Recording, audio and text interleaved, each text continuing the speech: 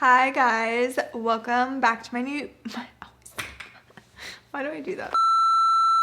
Hi guys, welcome to my YouTube channel. If you're new and if you're returning, thank you for coming back. Today's video, as you can tell from the title, is gonna be how I edit my Instagram photos, and this is probably my most requested video. It has taken me a while to finally get around to this video, and that is mostly because every photo on my Instagram is edited differently depending on the light, the outfit, the mood, the way my feed looks, so many different things. So I hand edit every photo and they're all a little bit different. So it is pretty hard to put a formula in place, but I decided that I'm gonna show you guys how I edited a photo that you seem to really like on Instagram as an example. And then if you wanna see other photos in the future that are done a different way, I can continue to do these tutorials. So if you like this and you wanna see more, comment down below and let me know and I will add it to the list. Also, if you have not subscribed to my channel already, be sure to do so. It means so much to me. You can also catch all of my future editing tutorials and videos, so subscribe. Okay, so the video that I'm gonna show you guys, the photo that I'm gonna show you how I edited is this photo here. You guys really seem to like this photo. I'm just gonna show you how I did the first one. It's the same as the second one, but yeah, so this is an example. I was shooting at around golden hour, so right when the sun was going down, and that's a pretty typical time for me to shoot, so I thought that this would be a good example. So the number one app I would say for editing is Lightroom, so that's what I'm gonna be using mostly today. But here are all the apps that I use to edit my photos. So Lightroom, Kuni Cam, Afterlight, Snapseed, and VSCO. So I'm gonna go ahead and open up Lightroom. All right, so I have the unedited version of this photo right here. As you can see, when I tap it, there's no difference. So I'm just gonna go ahead and start editing this how I did. And the first thing I like to do is color balance the photo. So I just go to color and then I'm gonna make it a little bit warmer because lately I've liked my photos pretty warm. That's what was going with this feed.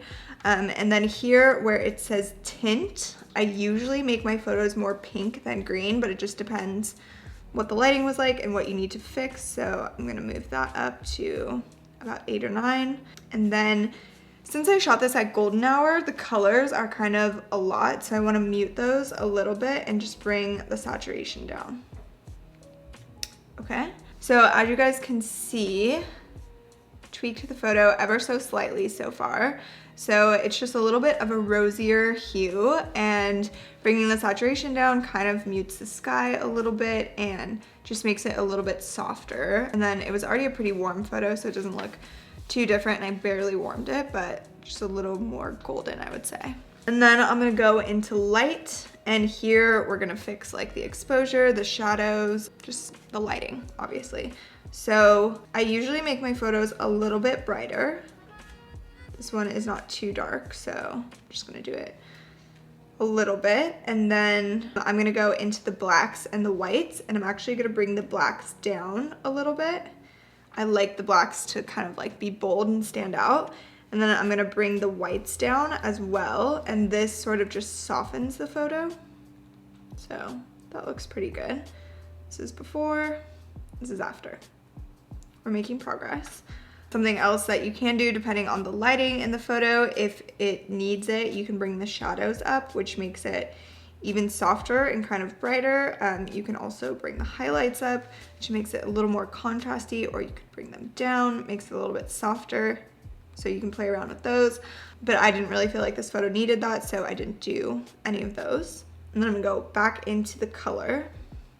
And then I'm gonna go tweak individual colors. So you hit this little wheel that says mix, and then I'm gonna go into the orange because that has to do with skin tone.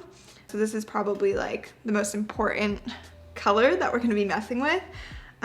So for saturation, I'm gonna bring it up a little bit to make my tan be poppin'. And then for the luminance, I'm gonna bring that down, which makes your tan, again, just stand out and really pop. So I'm gonna do that one quite a bit, like 15, 17. So So as you can see, it just makes me look more bronzed. I mean, this is the before, and I do have a fake tan on, so I'm tan, but I'm just accentuating it here.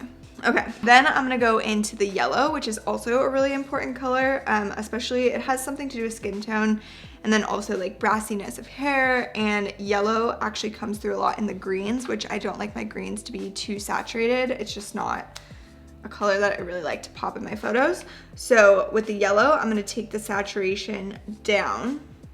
Let's see, like around 10. And then I'm gonna bring the luminance up, which means it makes it lighter, around 10 as well. So for the greens, as I said, I don't really like that color to pop, and this photo doesn't have too many greens in it anyways, but I still just like to bring them down. So I'm gonna bring the saturation down quite a bit, like around 20, 25. Bring the luminance up, so that means it's making the color lighter to around like 10 or so. And then sometimes I do mess with the blues, make them a little bit lighter, so I'll bring the saturation down or the luminance up. But I think the blue is desaturated enough in this photo already, so I'm not really gonna mess. Also, sometimes it's hard to mess with blue in my photos if I'm wearing jeans or my eyes are blue, so if they're showing, that kind of messes with it too much. So sometimes I tweak the blues for the sky, but typically try to leave it alone. Okay, and then I'm gonna crop the photo. So Instagram's crop is 4:5, and I think I'll crop it down so my legs show. And then I'm gonna go into effects and go all the way down to where it says grain. And I'll make the grain, let's see, that looks good enough, 17 or so. I love grain in photos, so sometimes I do more, sometimes I do less if it just is coming through too much, but it looks good around 17 here. Okay, so that is everything I'm gonna do in Lightroom, and I'll show you guys the before and the after. Before, after. So as you guys can see, it's a pretty light edit. It doesn't look too different from the original, but it's a little bit brighter and softer, less saturated, and just a little bit moodier. So I'm gonna save that. Okay, then I'm gonna go and put this in the app Kuni Cam. This app is amazing for like vintage feel. This is what I use to date stamp my photos. So I'm gonna go in and hit edit.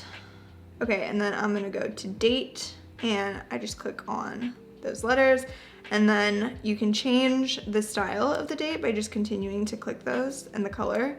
I think for this photo I did the yellow style, so I'm gonna leave them like that. You can also move it around in the photo, see where you like it. I like it over in the left corner for this photo. Sometimes it doesn't show up well in any of the spots, and you're just like, okay, this doesn't work. But for here, it is coming through in that corner good enough, so I'm gonna leave it there. I'm gonna save this one. Okay, then I'm gonna go into the app Afterlight. This is my favorite app for dust, which I use on a lot of my photos, which just gives them sort of like a grainy, vintagey feel. So there's the photo, and I'm gonna click on this double circle and hit dust, and then I don't remember exactly which dust I used on this photo, but you can kind of just go through and see which one you like. And I usually like these first 3 or 4. So I'm just gonna go with number 1, and then you can also make it black if you want by scooting it to the left, and you can make it less by doing it by bringing the, what's that called, the toggle down, and you can spin it by clicking on the little square. And I usually just look to see where the dust is landing and make sure it doesn't look like a really weird spot on my face or something. So it looks pretty good there. I'm gonna go with that, and that is the finished photo. So that is how we went from that to that. So as you guys can see, it was pretty simple. As I mentioned, I don't really have a preset per se. I kind of just have like my go-to tweaks that I do to photos, and I just apply them based on the lighting, the outfit, the mood, the time of day, all these different things. and sometimes I use VSCO filters, sometimes I use Snapseed filters, sometimes I just do the Lightroom like that. So it really varies on the photo. But if you guys liked this and you want to see how I do other photos, don't forget to comment below and let me know. And that's it for this video. I hope you guys enjoyed it.